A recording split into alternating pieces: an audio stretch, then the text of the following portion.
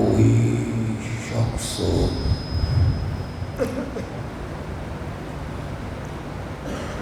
جب دائرہ اسلام میں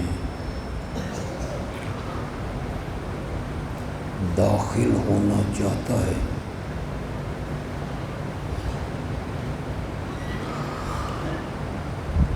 تو اس کے لیے ضروری ہے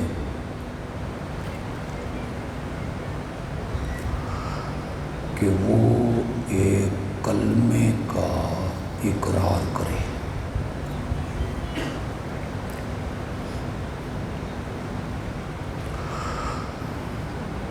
اس کلمے کا اقرار کرنا، شہادت دینا ضروری ہے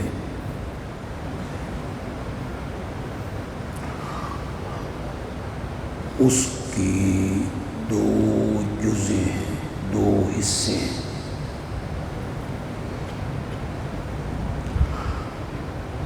ایک جز ہے لا الہ الا اللہ اور دوسری جز ہے محمد الرسول اللہ۔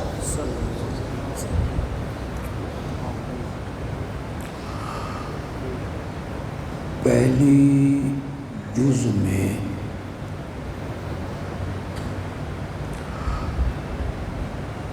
اس بات کا اقرار ہے، گواہی ہے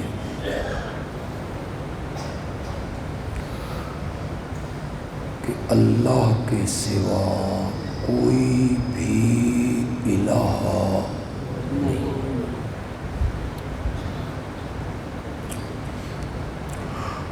اور دوسرے جز میں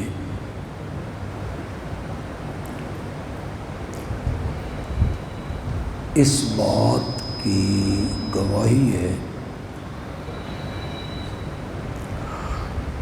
کہ جس ہستی کا نام ہے محمد صلی اللہ علیہ وسلم، وہ اللہ کے رسول ہیں۔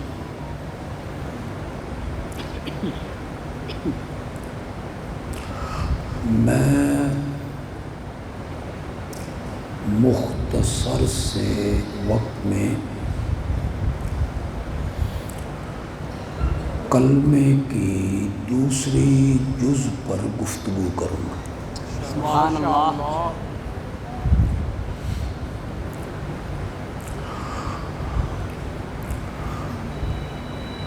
یہ جو اقرار رسالت ہے،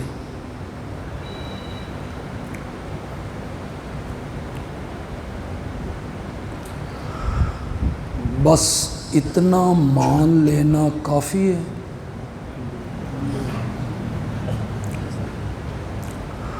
کہ آمنہ کا لال اللہ کا رسول ہے،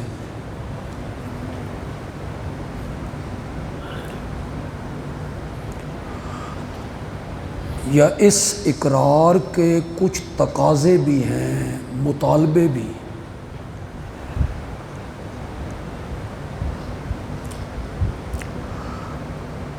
اگر صرف اتنے اقرار کا نام ایمان ہے،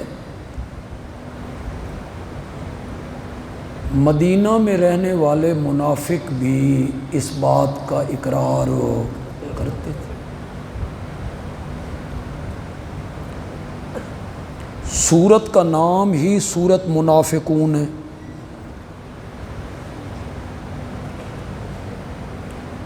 جس میں اللہ ارشاد فرماتے ہیں کہ یہ قسمیں اٹھا کے کہتے ہیں کہ آپ اللہ کے رسول ہیں، میں رب بھی گواہی دیتا ہوں کہ آپ اللہ کے رسول ہیں، پر یہ جھوٹے ہیں۔ یہ اقرار رسالت میں کیا ہیں؟ جھوٹے ہیں۔ معلوم ہوتا ہے خالی اقرار رسالت کا نام ایمان نہیں۔ یہ اقرار رسالت ہم سے کچھ مطالبے کرتا ہے، تقاضے کرتا ہے۔ اس اقرار رسالت کا پہلا مطالبہ ہے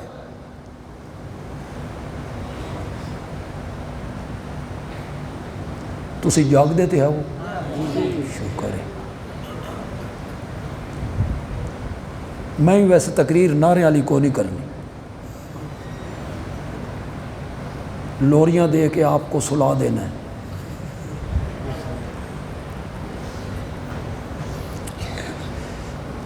اقرار رسالت کا پہلا مطالبہ یہ ہے کہ جس شخصیت کو میں نے رسول مانا ہے، اب ساری کائنات اور کائنات کی ہر چیز سے بڑھ کر محبت اسی سے کروں گا۔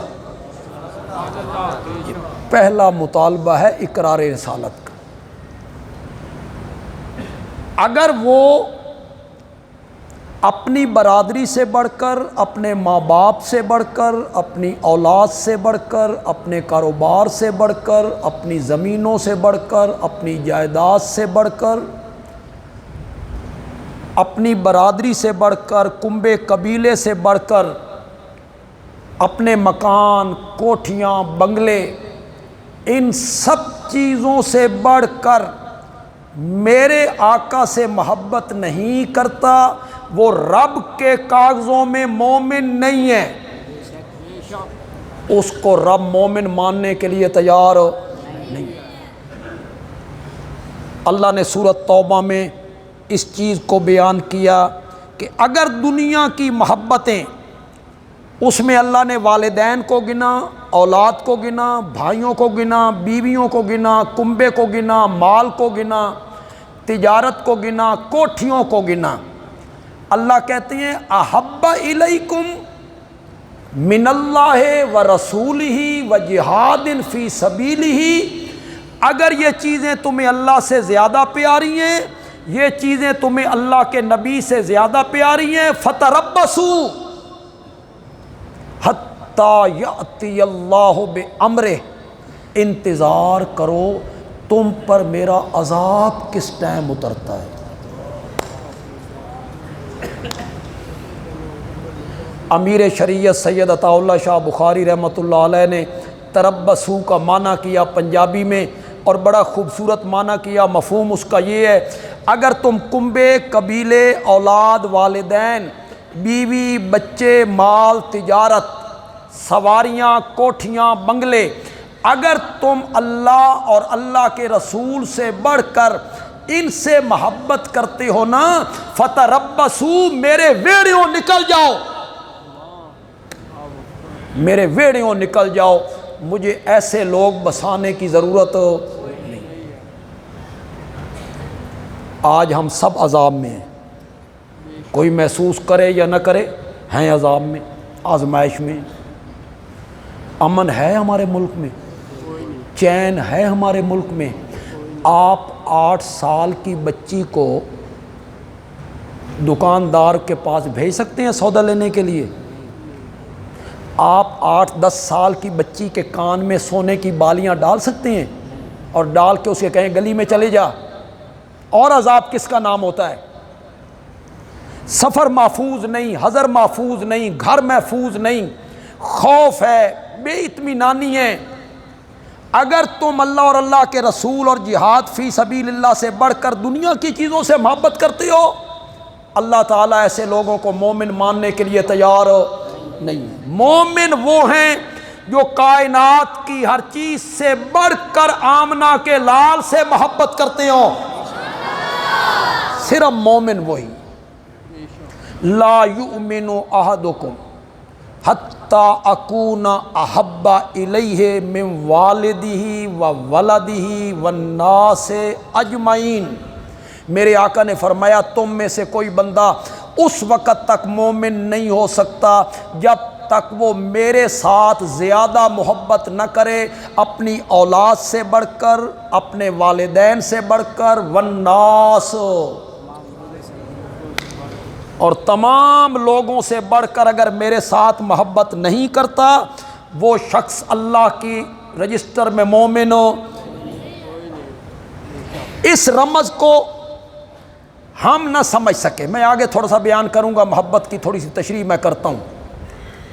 اس رمز کو اگر صحیح معنوں میں سمجھا تھا نا تو میرے نبی کے یاروں نے سمجھا تھا، سبحان اللہ، صحابہ نے سمجھ لیا تھا، انہوں نے ہر چیز تج دی تھی میرے نبی پر۔ احد کے میدان میں مدینے میں خبر پہنچی قد قتل محمد کہ نبی پاک شہید ہو گئے، کہیے صلی اللہ ہو، زور سے کہیے اور زور سے کہیے۔ صلی اللہ علیہ وسلم۔ مدینے میں تو عورتیں تھیں، مرد تو سارے میدان میں تھے۔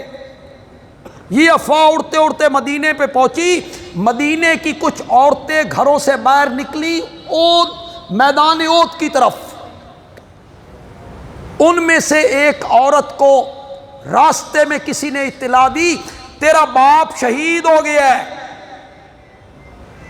ایک منٹ کے لیے تصور تو کرو یار، ایک عورت کو اچانک اطلاع ملتی ہے کہ تیرا باپ جس نے تجھے پالا پوسا پیار کیا محبت کی وہ تجھ سے جدا ہو گیا ہے، شہید ہو گیا ہے۔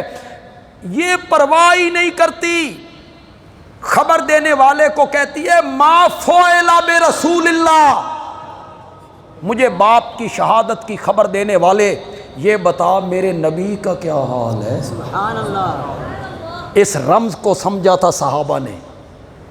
خبر دینے والے نے کہا تیرا بھائی بھی شہید ہو گئے، ایک بہن کا بازو کٹ جائے، بھائی شہید ہو جائے، وہ پھر کہتی ہے ما فعل برسول اللہ، بھائی کی شہادت کی خبر دینے والے بتا میرے نبی کا کیا حال ہے۔ وہ کہتا ہے تیرا بیٹا بھی شہید ہو گیا ہے۔ رہ گئی کوئی بات پیچھے، اور وہ جواب میں کہتی ہے ما فعل برسول اللہ، اور اطلاع دینے والا کہتا ہے تیرا خامد تیرا سرتاج شہید ہو گیا ہے۔ بندیالوی اس کو جس طرح تعبیر کرے گا، مزہ آ جائے تو سبحان اللہ کہہ دینا۔ اس نے کہا تیرا خامد تیرا سرتاج شہید ہو گیا ہے۔ یہ جواب میں کہتی ہے میں اپنے سرتاج کی بات نہیں کرتی، میں تو کائنات کے سرتاج کی بات کرتی ہوں۔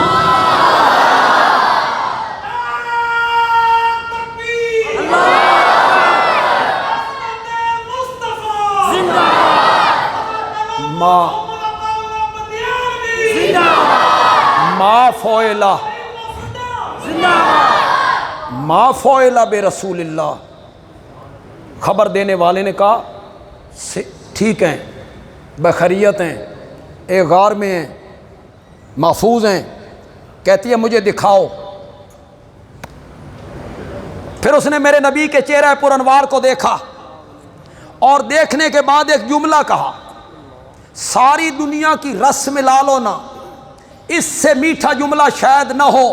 کہتی ہے کل مصیبت بعدک جلل، اگر آپ زندہ سلامت ہیں تو پھر کوئی مصیبت ہے ہی کوئی نہیں۔ اس رمز کو سمجھا تھا تو صحابہ نے سمجھا، ماں باپ اولاد خامن وہ سب پیچھے رہ گئے، اور محمد عربی سامنے آ صلی اللہ علیہ وسلم۔ آپ پڑھے لکھے لوگ ہیں، میں کوئی جہلوں میں تو بیٹھا نہیں ہوں، تعلیم یافتہ لوگوں میں ہوں۔ بدر کا جو میدان سجا تھا یہ پرایوں سے جنگ تھی،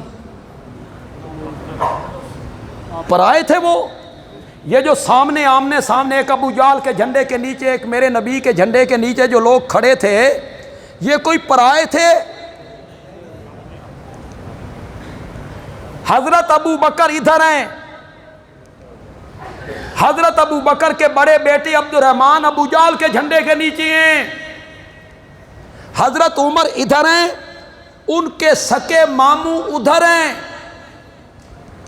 حضرت حمزہ ادھر ہیں اور ان کے بھائی عباس ادھر ہیں، حضرت سیدنا علی رضی اللہ تعالیٰ عنہ ادھر ہیں، اور ان کے دو بھائی طالب اور عقیل وہ ابو جال کے جھنڈے کے نیچے یہ اپنے تھے، باپ ادھر ہے، بیٹا ادھر ہے، چچا ادھر ہے، بھتیجا ادھر ہے، ماموں ادھر ہے، بھانجا ادھر ہے۔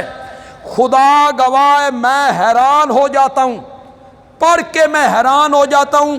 آپ کا ذرا امتحان لینا چاہتا ہوں کتنا اثر کیا آپ کے دل پہ اس بات نے۔ ابو حذیفہ 18 سال کا کڑیل جوان میرے نبی کے جھنڈے کے نیچے ہے صلی اللہ۔ سامنے کون ہے؟ اس کا باپ عتبہ، اس کا چچا، اس کا سکا بھائی، چچا باپ سکا بھائی ابو جال کے جھنڈے کے نیچے ہیں، اور یہ 18 سال کا جوان میرے نبی کے جھنڈے کے نیچے ہے۔ اس زمانے میں جنگ کس طرح ہوتی تھی؟ پہلے ایک بندہ سامنے آتا تھا، نعرہ لگاتا تھا، سب سے پہلے عتبہ باہر آیا۔ سونا نہیں، میں جلدی ختم کر دیں۔ سب سے پہلے عتبہ سامنے آیا۔ ابو حذیفہ کا کیا لگتا ہے؟ باپ ہے، سامنے آیا، ابو جال کے لشکر سے نکلا اور نکل کہتے ہیں حل من مبارز، ہے کوئی میرے مقابلے میں آنے والا؟ تم تو کہتے ہو تمہارے بندے مارے جائیں تو جنت میں چلے جاتے ہیں، ہم مارے جائیں تو جہنم میں جائیں گے، ہے کوئی جنت کا طالب؟ حل من یہ پہلوان ہے، جنگجو ہے، تلوار چلانے کا دھنی ہے۔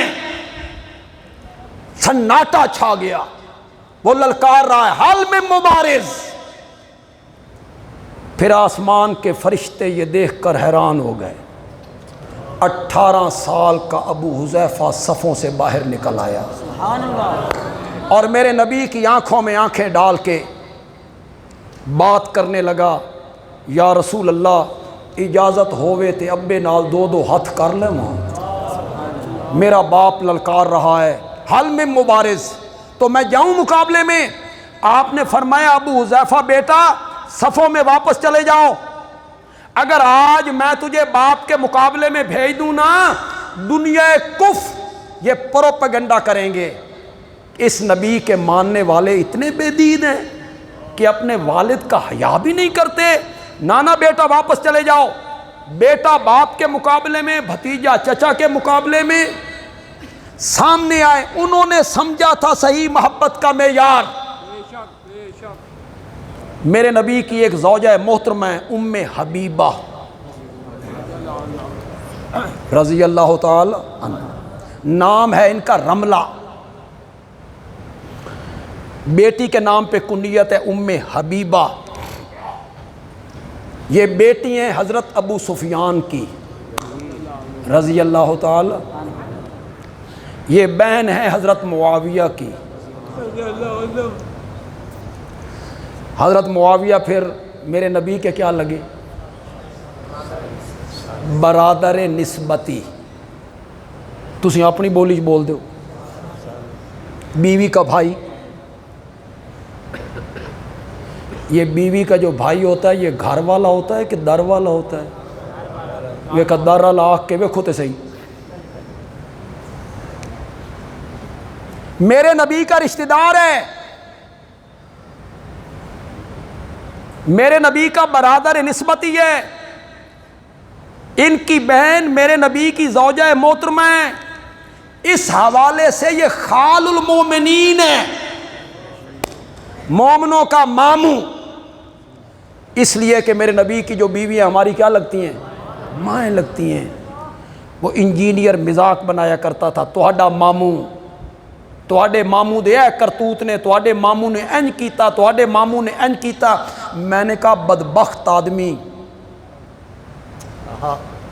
معاویہ مومنہ دا ماموں ہے، پتہ نہیں سمجھو کہ نہیں سمجھو، نہ سمجھو تو تمہاری قسمت ہے۔ معاویہ وہ مومنوں کا ماموں ہے۔ اور سنو، شاید بندیالوی پہلی مرتبہ کہہ رہا ہے، معاویہ میرے نبی کا ہم زلف بھی ہے۔ جی ہم زلف ہیں میرے نبی کے، رشتہ داریاں ہیں۔ حضرت معاویہ کی سکی بھانجی حضرت حسین کی زوجہ محترمہ ہے. جی جناب، اتھے رشتہ داریاں نے، یہاں گالیاں نکالتے رہتے ہو. یہ دونوں قبیلے آپس میں مخالف تھے، بنو امیہ اور ہاشم آپس میں مخالف تھے، وہاں تو رشتہ داریاں ہیں. ام حبیبہ میرے نبی کی زوجہ محترمہ ہیں. ابو سفیان نے ابھی کلمہ نہیں پڑھا، ایک معاہدے کی تجدید کے لیے مدینے آئے. معاہدے کی تجدید تو نہ ہو سکی، میرے نبی نے ان کی بات نہ مانی، تو دل میں آیا میری بیٹی کا گھر ہے، کئی سال ہو گئے ہیں میں اپنی بیٹی سے نہیں مل سکا، مدینے آیا ہوں تو بیٹی کو مل لوں. ام حبیبہ کے گھر آئے، باپ آئے بیٹی کے گھر، اور آئے بھی کئی سالوں کے بعد. بیٹی کی خوشی کی انتہا کیا ہوگی، کتنی عزت کرے گی. ام حبیبہ نے دیکھا میرے بابا تشریف آ رہے ہیں، تو وہ جو نبوت کا بستر تھا نا، ام حبیبہ نے اسے لپیٹ دیا. جہاں میرے نبی تشریف فرما ہوتے تھے اس بستر کو لپیٹا. ابو سفیان نے سمجھا کہ میں مکے کا چودھری، یہ معمولی بستر، بظاہر معمولی، لیکن وہ بستر تو کائنات سے بھی اعلیٰ تھا، جو میرے نبی کے جسم کے ساتھ مس ہوتا تھا. لیکن یہ معمولی بستر ہے دنیا کے حساب سے. میری بیٹی نے سمجھا ہوگا باپ کے قابل نہیں ہے، تو دل کی بات زبان پہ لائے، بیٹا بستر میرے قابل نہیں، یا میں بستر کے قابل نہیں. ام حبیبہ نے کہا بابا یہ میرے پاک نبی کا پاک بستر ہے، تم چونکہ مشرک ہو اس بستر پہ بیٹھنے کے اہل نہیں ہو. اس رمز کو سمجھا تھا تو میرے نبی کے صحابہ نے سمجھا تھا، ہر چیز پیچھے رکھ دی تھی، میرے نبی کی محبت کو آگے رکھا تھا. سب سے زیادہ محبت کس سے ہونی چاہیے؟ زور سے بولو، زور سے بولو، نام لکھواؤ اپنا، شہادت دو. اقرار رسالت کا پہلا تقاضا یہ ہے کہ ساری کائنات سے بڑھ کر محبت کرنی ہے تو وہ آمنہ کے لال سے کرنی ہے. اگر محبت نہیں ہے تو وہ بندہ مومن نہیں. محبت کا ترازو کیا ہے؟ میں چونکہ تفصیلی بات نہیں کرنا چاہتا اس لیے شارٹ کٹ کر. محبت کا معیار کیا ہے؟ بول. محبت کا ترازو ہے، معیار ہے. محبت پہچانی جاتی ہے کیوں بھئی محبت کوئی جسم رکھتی ہے، حجم، وزن. بریلویاں نو ایک مڑ محبت ہے تے دیوبندیاں نو ایک پا محبت ہے. تولو تلے گی. محبت کا کوئی حجم ہے، محبت کا کوئی جسم ہے. محبت کس ترازو پہ تلنی ہے؟ معیار وہ نہیں جو میں بناتا ہوں، معیار وہ نہیں جو تو بناتا ہے. نبی پاک کا نام سن کر انگوٹھے چومنے کا نام محبت نہیں ہے. نبی پاک کے میلاد پہ جھنڈیاں، جھنڈے، مصنوعی لائٹنگ کرنے کا نام محبت نہیں ہے. میں صدقے جانیاں، یہ نعت خان صاحب نعت پڑھ رہے ہیں، میں صدقے جانیاں، اس راگ کے الاپنے کا نام محبت نہیں ہے. نہیں ہے. نعرے لگانے کا نام محبت نہیں ہے. نہیں ہے. اس کو محبت نہیں کہتے، یہ معیار نہیں ہے. محبت کا ترازو ہے میرے نبی کی فرما برداری. محبت تلے گی کس ترازو پر؟ اطاعت. بولو. محبت تلے گی کس ترازو پر؟ اطاعت، فرما برداری. جو آدمی جتنی نبی پاک کی فرما برداری کرے گا اس سے اتنی ہی نبی پاک سے کیا ہوگی؟ محبت کا معیار یہ، زبانی کلامی نہیں. ایک بیٹا ہے، وہ اپنے باپ سے کہتا ہے بابا مجھے آپ سے بڑی محبت ہے، بڑا پیار ہے۔ بابا ہاتھ آگے کرے نا، چومتا ہے، پاؤں چومتا ہے۔ بابا کہتا ہے وہ ہماری فلاں زمینیں ہیں نا، وہاں آج ہل چلانے چلے جاؤ، گرمی کا موسم ہے، کام کرو، ہل چلاؤ۔ کہتا ہے ابا جی میں نہ ویکھا نہ تو میری روٹی ہضم نہیں ہوندی، میں تواڈے تو جدائی کر ہی نہیں سکدا، اے ہاتھ اگے کرو نا میں چوماں۔ وہ ہاتھ چومتا ہے، پاؤں چومتا ہے، باپ کی بات نہیں مانتا۔ سچا ہے محبت میں کہ جھوٹا ہے؟ فراڈیا ہے نا۔ لاہور کے ایک عالم تھے، اب تو علماء تو نہیں ویچان، وہ اتنے دنیا دار ہو گئے ہیں۔ وہ سادہ لوگ تھے، مدرسوں میں بیٹھے رہتے تھے، کوئی پتہ نہیں بیر دنیا میں کیا ہو رہا ہے۔ وہ کراچی گئے نا، تو جو عالم انہیں لینے آئے نا ایئرپورٹ پہ، یہ بہت بڑے عالم تھے، تو گاڑی میں بیٹھے تو اس وقت ایک کریم ملتی تھی تبت سنو، اس کے بڑے بڑے بورڈ کراچی میں لگے ہوتے تبت سنو۔ تو وہ عالم اپنے میزبان کو کہتے ہیں یار یہ جگہ جگہ لکھا ہوا ہے تبت سنو، قل هو اللہ کیوں نہ سنو؟ انہوں نے سمجھا تبت یدا ابی لہب لکھا ہوا، اتنے سادہ تھے۔ انہی عالم کے بارے میں کہتے ہیں کہ ان کا بیٹا کتنی مدت ان سے پٹرول کے لیے پیسے لے کے جاتا رہا، سائیکل پٹرول پوانا، کس سے سائیکل، وہ فراڈیا تھا، فراڈ کیا اس نے۔ بیٹا محبت کے گیت الاپتا ہے، ہاتھ چومتا ہے، پاؤں کے ساتھ اپنی آنکھیں لگاتا ہے، باپ کی بات نہیں مانتا۔ یہ محبت میں جھوٹا ہے۔ محبت میں سچا وہ بیٹا ہے جو زیادہ ہاتھ پاؤں نہیں چومتا، باپ کے منہ سے فرمان نکلتا ہے یہ آنکھوں پہ اٹھا لیتا ہے، بابا جیسے آپ کی مرضی، جو آپ کہیں گے وہ میں کروں گا۔ محبت اس کا نام ہے۔ عاشقی چیست بگو بندہ جانا بودن، عشق کیا ہے؟ شاعر کہتا ہے عاشقی چیست، عاشقی کیا ہے، محبت کیا ہے؟ بگو جواب دے، بندہ جانا بودن، معشوق کے غلام بن جانے کا نام ہے۔ عشق اور محبت معشوق کے غلام بن جانے کا نام ہے۔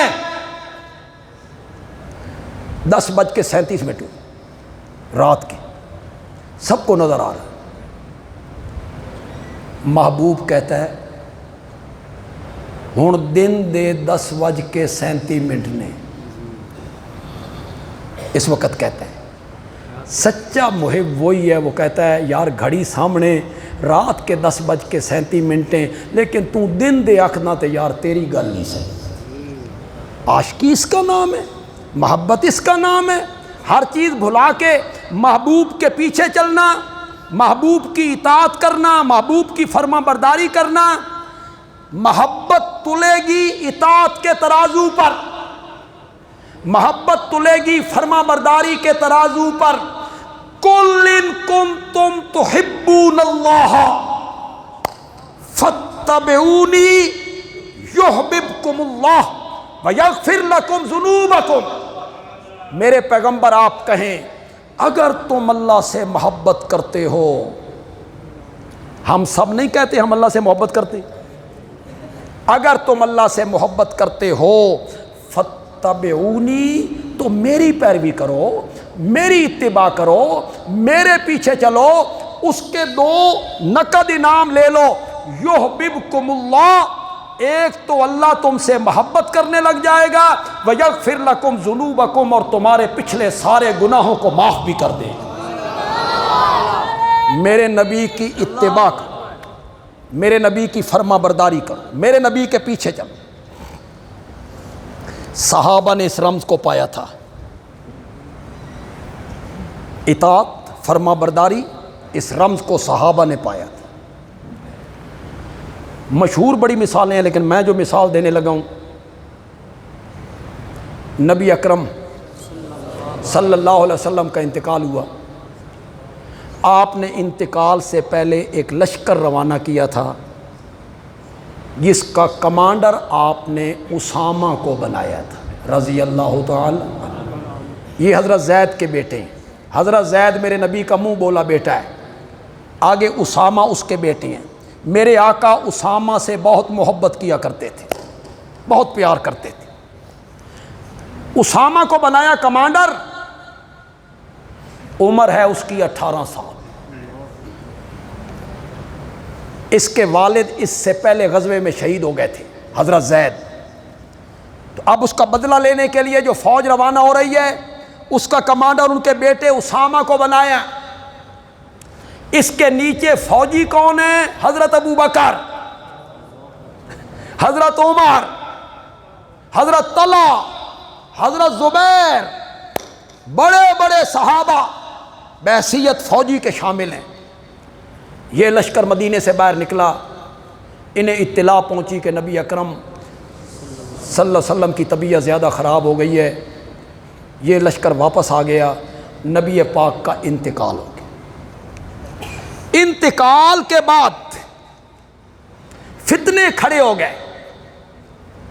ایک فتنہ تو نبی پاک کے دور میں کھڑا ہو گیا تھا، جھوٹے مدعیان نبوت، مسیلمہ کذاب، جس نے نبوت کا دعویٰ کیا۔ میرے نبی کو خط بھی لکھا جس میں لکھتا ہے یہ مسیلمہ کی طرف سے خط لکھا جا رہا ہے جو اللہ کا رسول ہے، محمد کی طرف جو اللہ کا رسول ہے۔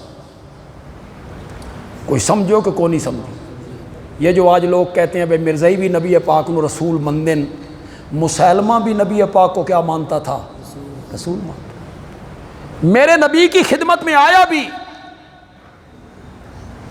آ کے کہنے لگا مجھے اپنے اقتدار میں کچھ حصہ دے دو، کوئی وزارت، کوئی گورنری۔ میرے نبی کے ہاتھ میں ایک چھڑی تھی، آپ نے فرمایا اگر تم یہ چھڑی بھی مجھ سے مانگو گے نا تو میں یہ چھڑی بھی تمہیں دینے کے لیے تیار ہو نہیں۔ یہ سیکھ پاؤ کہ چلا گیا، نبوت کا مدعی بنا۔ میرے نبی کو خط لکھا، میرے نبی نے جواب میں خط لکھوایا،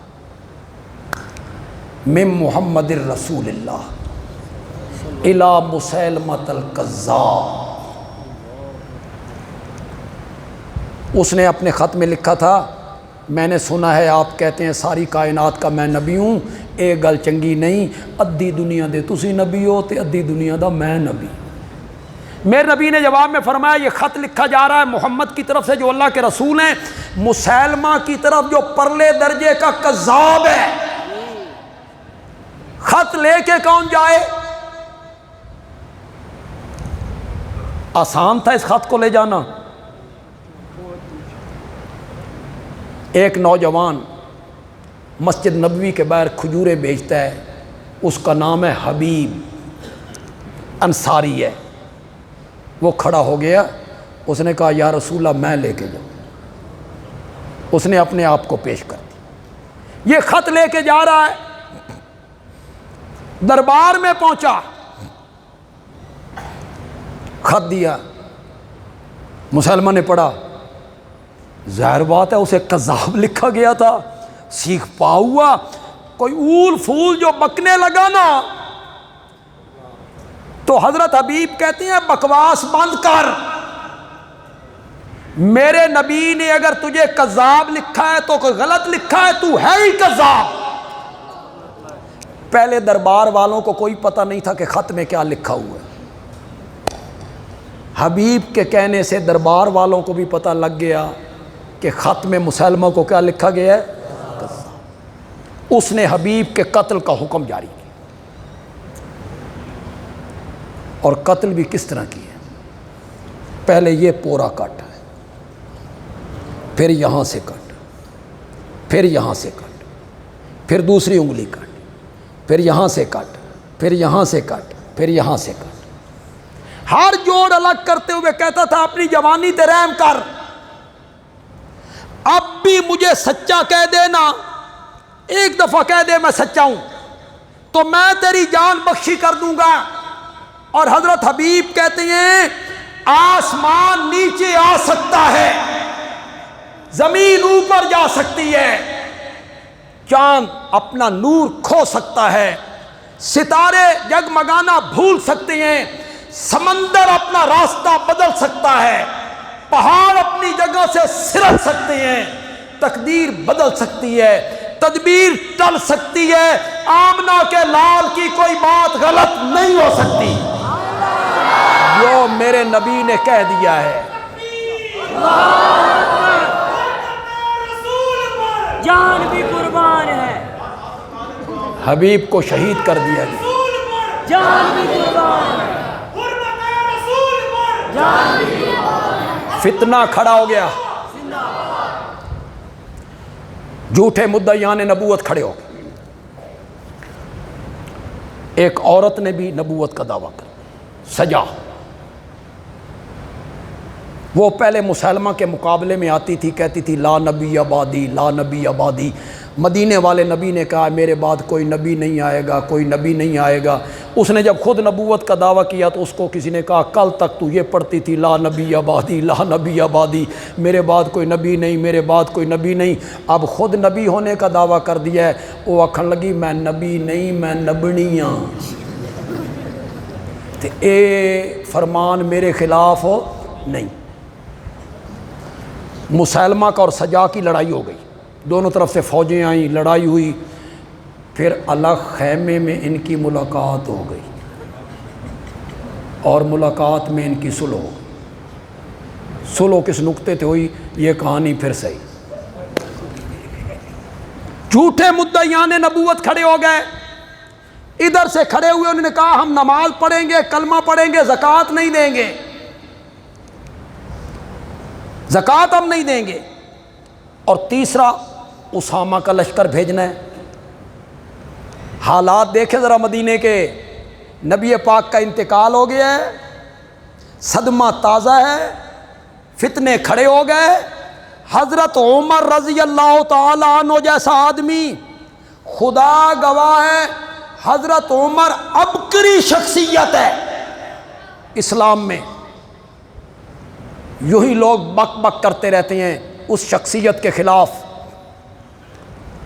پروفیسر شستری سے کسی نے کہا تھا کہ حیدرآباد دکن کی جو لائبریری ہے کالج کی، اس میں ایک کتاب آ گئی ہے الفاروق، اس کتاب کو نکالو، یہ ہمارے مسلک کے خلاف ہے۔ ایک مخصوص فرقے کے لوگوں نے، طالب علموں نے اس سے مطالبہ کیا۔ اس نے جواب میں کہا، جواب سنو، ایک کافر کا جواب ہے، مزہ لو، مزہ آ جائے تو پھر مجھے داد دے دو۔ اس نے کہا میں تمہارے کہنے پر اپنی لائبریری سے الفاروق نامی کتاب کو نکال دیتا ہوں، لیکن مجھے یہ تو بتاؤ اگر فاروق کو نکال دو اسلام کے پاس بچتا کیا ہے؟ سبحان اللہ، بچتا کیا ہے اسلام کے پاس اگر فاروق کو نکال دو؟ تو کسی غیر مسلم لیڈر نے کہا تھا اگر اسلام کے پاس ایک عمر اور ہوتا تو اس پوری دنیا پر محمد عربی کا جھنڈا لہرا دیا جاتا، کفر مٹ جاتا اگر ایک عمر اور ہوتا۔ عبقری شخصیت، جلال والے آدمی، انہوں نے آ کے کہا امیر المومنین 3 محاذ اکٹھے نہ کھولو، یہ زکوٰۃ نہیں دیتے ہیں، کلمہ تو پڑھتے ہیں، ان سے بعد میں نپٹ لیں گے۔ وہ جو جھوٹے مدعیان نبوت ہیں وہ بڑا فتنہ ہے، پہلے انہوں نال 2 ہاتھ کریے، وہاں سے کامیابی ملی تو ادھر بھی آ جائیں گے۔ حضرت عمر جیسا آدمی صحابہ سے مشورہ کر کے حضرت صدیق اکبر تک یہ رائے پہنچاتا ہے، اور حضرت صدیق اکبر جو جسم کے کمزور تھے باطن کے طاقتور تھے، خدا کی قسم بندہ حیران ہوتا ہے. وہ خطبہ دیتے ہیں اور خطبہ دیتے ہوئے کہتے ہیں میرے نبی کے زمانے میں اگر کوئی آدمی زکوٰۃ کی مد میں ایک رسی دیا کرتا تھا، اگر وہ رسی دینے سے انکار کرے گا ابو بکر اکیلا اس کے خلاف جہاد کرے گا. جنگل کے درندے آئیں مجھے نوچ کے لے جائیں میں یہ برداشت کر سکتا ہوں، لیکن منکرین زکوٰۃ کے خلاف لشکر کشی نہ کروں. میں لشکر کشی کروں گا.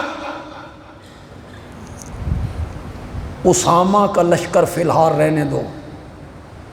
آئیے اب اطاعت کی بات، جس کے لیے میں نے یہ سب کچھ بیان کیا، اطاعت، فرما برداری.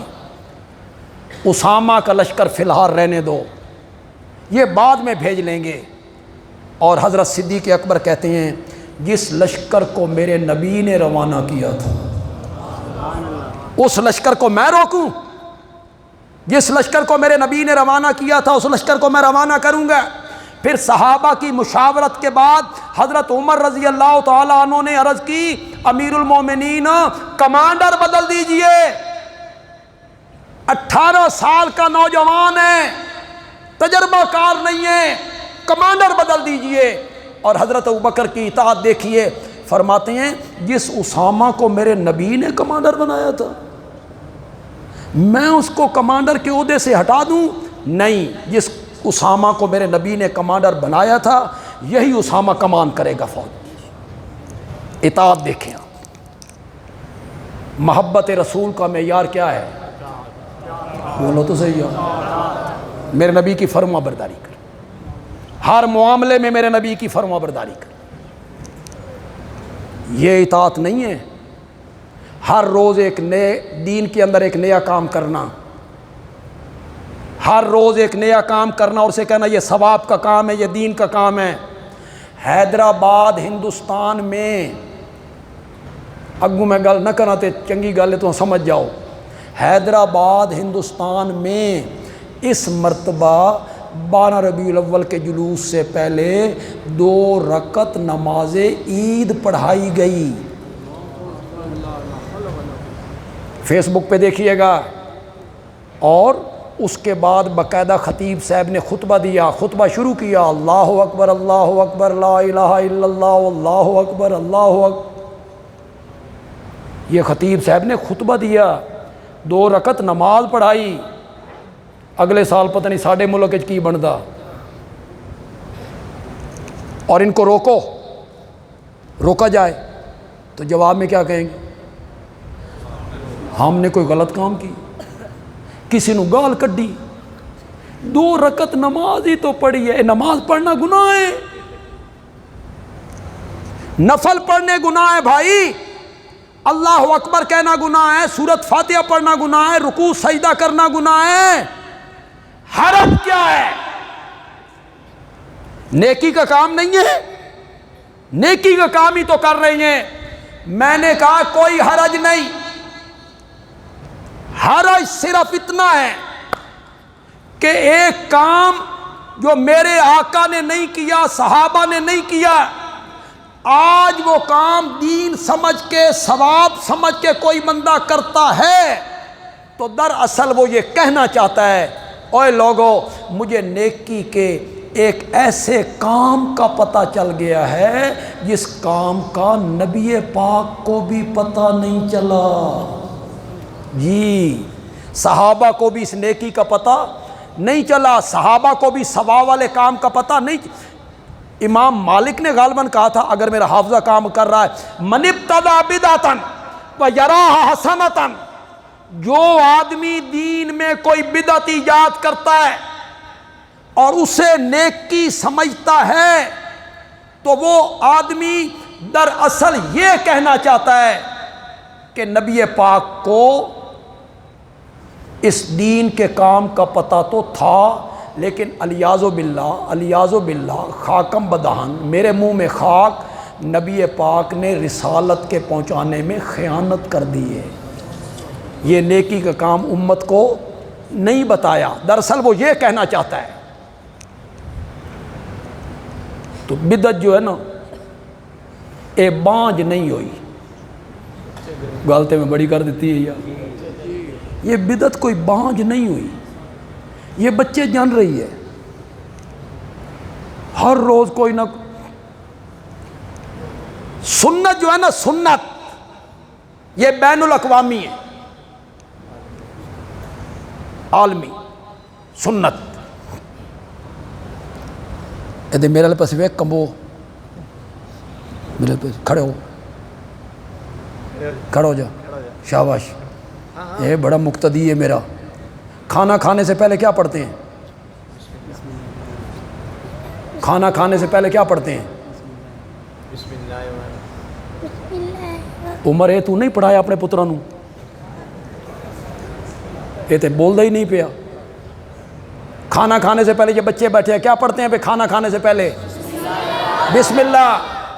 سعودی عرب کے فرما روا سے پوچھو کھانا کھانے سے پہلے کیا پڑھتے ہیں, وہ کہے گا الحمدللہ. نہیں کہے گا, وہ کیا کہے گا؟ بسم اللہ. یہ ہے سنت, یہ ہے سنت کی پہچان میاں. پاکستان, ہندوستان, بنگلہ دیش, ترکی, انڈونیشیا, کوئی بڑا کوئی چھوٹا, بادشاہ, رعایا, عالم, جاہل, امام, مقتدی, پیر, مرید, مل آنر, نوک, ہر بندے کو پتہ ہے کہ کھانا کھانے سے پہلے کیا پڑھتی ہیں. سنت بین الاقوامی ہے اور بدعت علاقائی ہے. سرگودے میں اور, خوشاب میں اور, میاں والی میں اور, خیبر پختونخوا میں اور, بلوچستان میں اور. ان بدتوں کا تمہیں پتہ بھی نہیں ہے. جو خیبر پختونخوا میں ہے نا وہ ہیلہ اسقاط, اس دی تو نالے ہوا بھی نہیں لگی. وہ وہاں ہے خیبر پختونخوا میں. ہمارے علماء وہاں مقابلہ کرتے ہیں ان کا, ان بدعات کا مقابلہ کرتے ہیں. میں ایک دفعہ خوشاب نماز میں نے پڑھنی تھی تو میں نے سنا بھئی اذان مسجد میں ہو گئی ہے. اذان ہوئی, صلاۃ و سلام بھی پڑھی گئی. میں نے اپنی 2 رکعتیں پڑھنی تھی, میں 2 رکعتیں پڑھ کے باہر نکلا تو پھر سپیکر کھل گیا, پھر صلاۃ شروع ہو گئی. تو میں نے کسی بندے سے پوچھا یار اذان ہو گئی ہے, صلاۃ بھی پڑھی گئی ہے, یہ دوبارہ صلاۃ کس کی ہے؟ انہوں نے کہا جی یہ تکبیر دی صلاۃ ہے. کس دی؟ اب ہمارے ملک میں نہیں ہے, ہمارے علاقے میں تکبیر کی صلاۃ نہیں ہے. خوشاب میں تکبیر کی صلاۃ پڑھی گئی, روکا جائے تو کہیں گے حرج کیا ہے, کوئی گناہ کا کام کیا ہم نے, کوئی برا کام کیا ہم نے. کئی علاقوں میں دفن کرنے کے بعد قبر پہ کھڑے ہو کے اذان دیتے ہیں, کئی علاقوں میں کوئی نہیں ہوتی. یہ بدعت کی پہچان ہے. کئی علاقوں میں یہ بدعت ہوتی ہے, کئی علاقوں میں نہیں. پوچھا جائے بھی قبر پہ اذان کیوں دے رہے ہو, کہ شیطان نو بھجانے ہیں. نماز پہلے پڑھ لی, نماز پہلے اذان, واہ مزہ نہیں آ گیا. مرزا غلام احمد قادیانی نے کہا تھا وہ جو مہدی نے آنا تھا نا وہ میں آ گیا ہوں. وہ جو قیامت سے پہلے مہدی نے نہیں آنا, حدیثوں میں ذکر ہے, وہ میں ہوں نا. کسی نے کہا مہدی نے دمشق کی جامع مسجد کے مینار پہ اترنا ہے, تو انہیں قادیانے چاہ گیا. اس آکھتے ایک کڑی گل ہے, مینار ہون بنا لینے ہیں. اس نے اس کے بعد مینار بنانا شروع کر.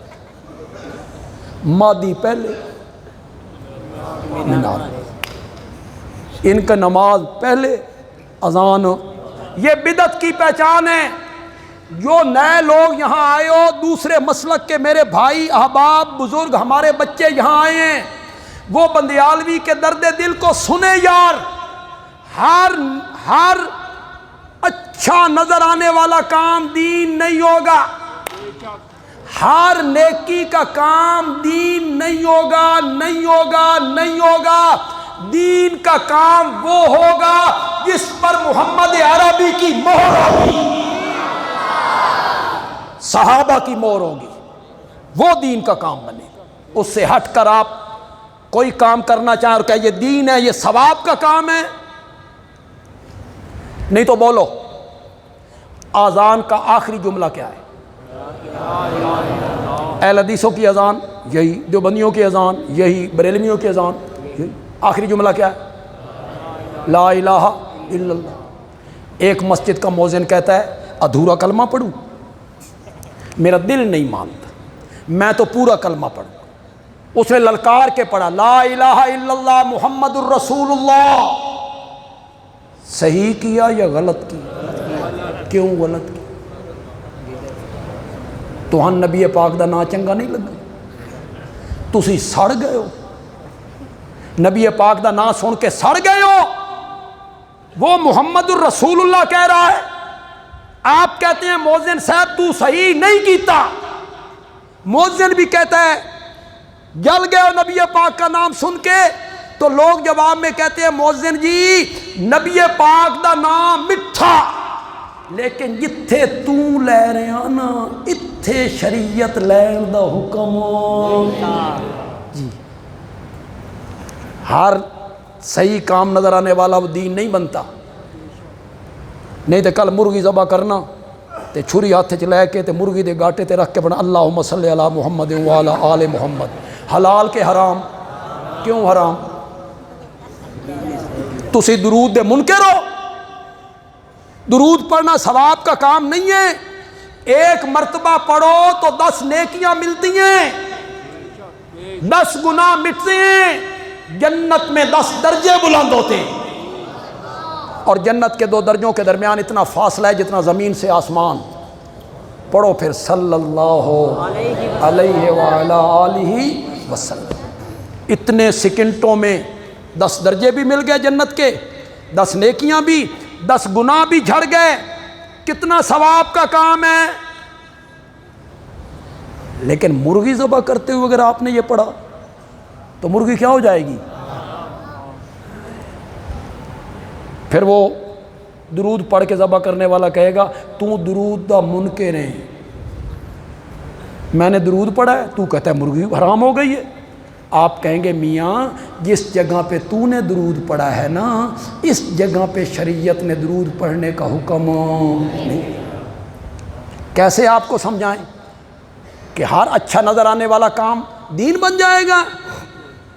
یہ جو 4 رکعتیں پڑھتے ہو اور 2 رکعتوں کے بعد اتحیات میں بیٹھتے ہو، التحیات للہ سے شروع کرتے ہو، اشہد ان لا الہ الا اللہ واشہد ان محمدن عبدہ ورسولہ، اس کے بعد کھڑا ہونا ہے، تیسری رکعت کی طرف کھڑا ہونا ہے۔ ایک آدمی جان بوجھ کے درود پڑھتا ہے، آمدن جان بوجھ کے پڑھتا ہے اللہم صلی علی محمد وعلی آل محمد۔ جاؤ علماء سے پوچھو نماز ہوئی کہ کوئی نہ؟ کیوں؟ کون سی غلطی کی ہے؟ کون سا قصور کیا اس نے؟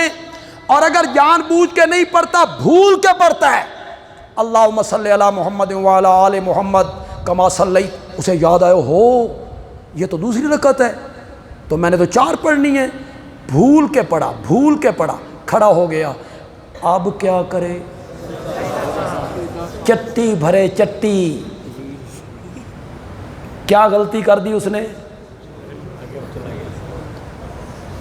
درود ہی تو پڑھا ہے، شریعت کہتی ہے سجدہ صاف کر، چٹی بھر۔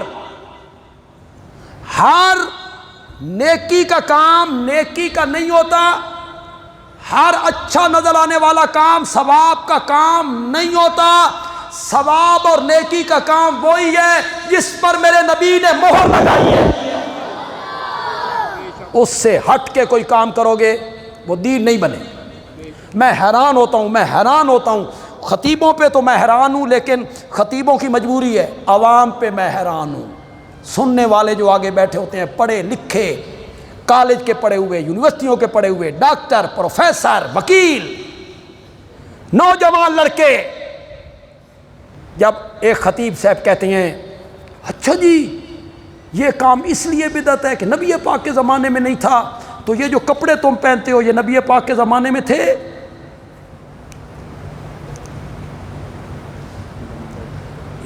یہ جو کاروں پہ تم چڑھتے ہو، یہ کاریں نبی پاک کے زمانے میں تھیں، یہ سائیکل، یہ موٹر سائیکل، یہ پنکھے، یہ ایئر کنڈیشن، پھر یہ بھی بدعت ہوئے نا۔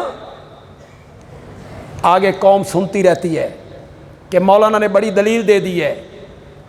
ہر نیا کام بدعت نہیں ہے، سنو اور یہاں لکھو بندیالوی کی بات، ہر نیا کام بدعت نہیں ہے۔ بخاری کی حدیث ہے، راوی کون ہے؟ ام المومنین سیدہ عائشہ صدیقہ رضی اللہ تعالی عنہا۔ میرے آقا نے فرمایا من احدث، جس نے نیا کام کیا، فی امرنا، محدثین نے معنی کیا فی دیننا، جس نے نیا کام کیا ہمارے دین میں، دین سمجھ کے، فہو رد، وہ کیا ہے؟ ہر نیا کام بدعت نہیں ہے۔ یہ پنکھا بدعت ہے، یہ کپڑے بدعت ہیں، یہ کاریں بدعت ہیں، یہ موٹر سائیکل بدعت ہے، نہ مولانا اس طرح نہ کریں۔ ہر نیا کام بدعت نہیں ہے، ہر وہ نیا کام بدعت ہے جو دین سمجھ کر دین میں کیا کیا جائے۔ میں نے کئی مرتبہ کہا، میں نے خود ایک عالم کی تقریر سنی، نہ سنی ہوتی تو میں یقین بھی نہ کرتا کہ ایک عالم یہ بات کر سکتا ہے یا اتنی بودی دلیل دے سکتا ہے۔ ان سے سوال ہوا، یہ جو عید میلاد النبی کا جلوس ہے یہ صحابہ نکالتے تھے؟ اب اس کا جواب یہ تھا نکالتے تھے یا نہیں نکالتے تھے؟ تو وہ فرمانے لگے اے جڑی بریانی تساں کھاندے ہو اے صحابہ کھاندے سن۔ یہ دلیل دی حضرت نے، یہ جو بریانی تم کھاتے ہو یہ صحابہ کھاتے تھے۔ واکنٹ میں ایک مرتبہ گیا تو میں نے بدعت کے رد میں تقریر کی تو ایک عالم آئے، انہوں نے کہا بندیالوی کو پوچھو جس کار تے چڑھدا اے نبی پاک دے زمانے چ ہے سی؟ تو پھر ایک کار تے چڑھنا ہی بدعت ہو گیا۔ جیڑی اینک ہے پاندا، اے اینک نبی پاک دے زمانے چ ہے سی، اے اینک پانی بدعت ہو گیا۔ لوگ بڑے مطمئن ہوئے، بڑی دلیلیں ہیں۔ وہ خدا دا کرنا ہی ہویا پہ انہاں پھر میں نے بلا لی۔ میں نے وہاں مولانا کو جواب دی، بڑے ادب سے جواب دی۔ میں نے کہا مولانا میں بھرے مجمع میں اعلان کرتا ہوں، بھرے مجمع میں کار پر دین سمجھ کے سفر نہیں کرتا، اعلان کر رہا ہوں میں، کار پہ سفر کرنا میری مجبوری ہے، میں اینک دین سمجھ کے نہیں پہنتا، اینک پہننا میری کم نظر آئے تو بندے کو پہننی پڑتی۔ وہ لطیفہ ہے نا بھئی، پہلی مرتبہ اینک پہنی تو آگے سے دوست ملا، اس کا وجو ہی لگ رہے ہیں، تو اس نے اینک اتار کے کہا ہن تو وجو لگ رہے ہیں۔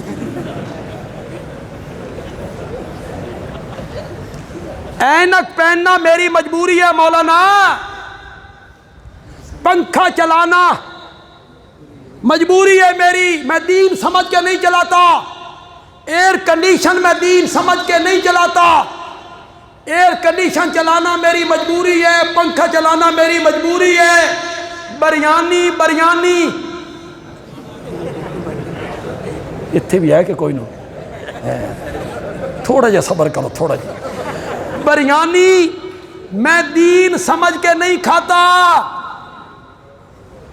بریانی کھانا میری مجبوری ہے، بھوک لگتی ہے تو بریانی کھاتا ہوں۔ میں مجمع میں اعلان کرتا ہوں میں کار پہ سفر دین سمجھ کے نہیں کرتا، میری مجبوری ہے، میں اینک دین سمجھ کے نہیں پہنتا، میری مجبوری ہے۔